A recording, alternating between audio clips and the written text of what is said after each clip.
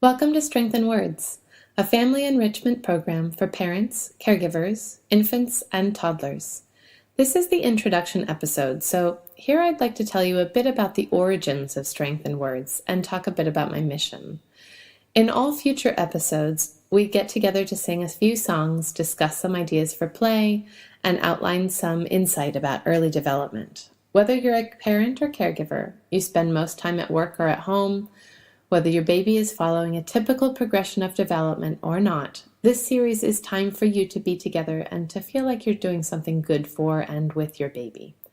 Each week you are encouraged and reminded to please follow your baby's lead. The whole idea is to promote shared interactive experiences.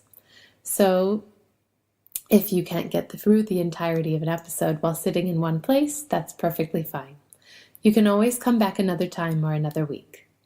I am a speech and language pathologist and I specialize in work with very young children, but Strength in Words is not to be confused with speech therapy. It's what I call family enrichment.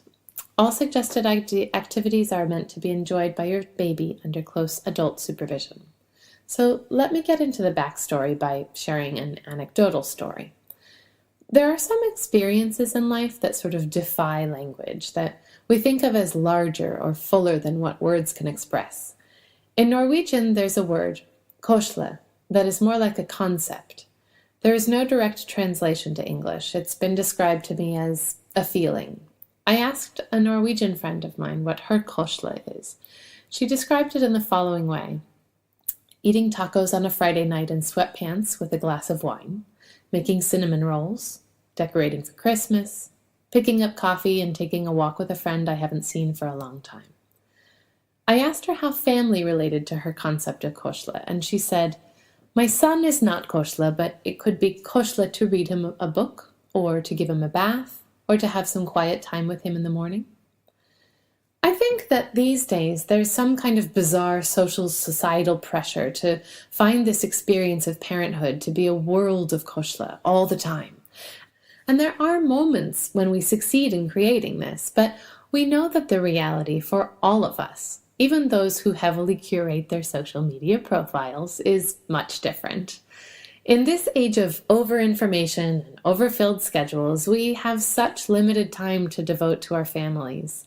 Our time to learn how to even begin to become parents is almost as short as the time between our baby's birth and the day we realize that that little infant gets a lot more than we were giving him or her credit for. There are only 18 summers between the beginning and end of childhood. There are a ton of books, a ton of websites, and most of us feel this enormous pressure to get it right and that we're doing it wrong. Here's the thing. Nobody out there knows the best way for you to parent your kid. Not your mom, not your partner, not your neighbor, not that book that purports to.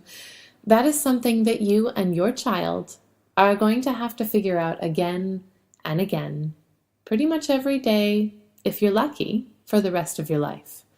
That is the enormous responsibility that we have as parents and caregivers. And those early experiences that we give our infants and toddlers are the ones that shape their experience of life and how they define closeness, comfort, and kosle.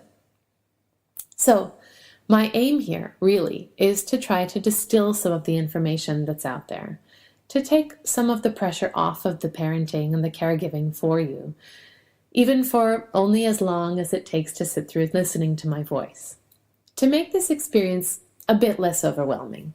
I have no intention of being prescriptive. This is not about those divisive topics that we all feel strongly about and tend to stand vehemently behind one side or the other.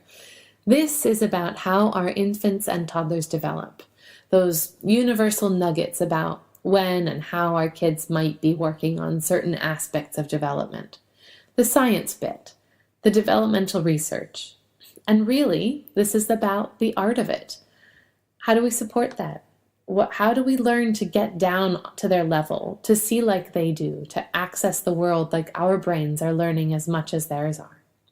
I do not claim to have all the answers or even to have a complete picture, but the aim of my time with you is twofold. to support your family's understanding of early child development, and to support your family's interaction, the quality of precious time that you have together. Let's try to get to the heart of things, to give ourselves and our children that warm feeling of koshla inside, and to do it artfully, having a little fun. Oh, right, and who am I? My name is Ayelet Marinovich, and I'm what you might call an early communication expert. I'm a pediatric speech and language pathologist, a singer, a parent educator, a theater person, a storyteller, a partner, and also just a mom. When my husband and I moved to a new country, I was 10 weeks pregnant and very focused on creating connections.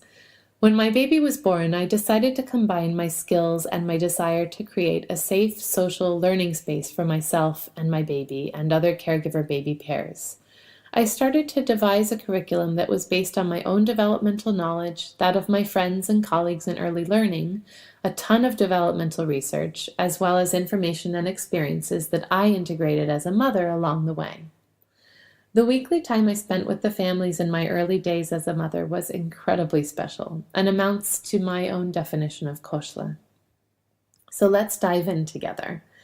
Let me try to take out that prescriptive nature of parenting advice and instead supplant it with knowledge and ideas, helping you create your own moments of koshla.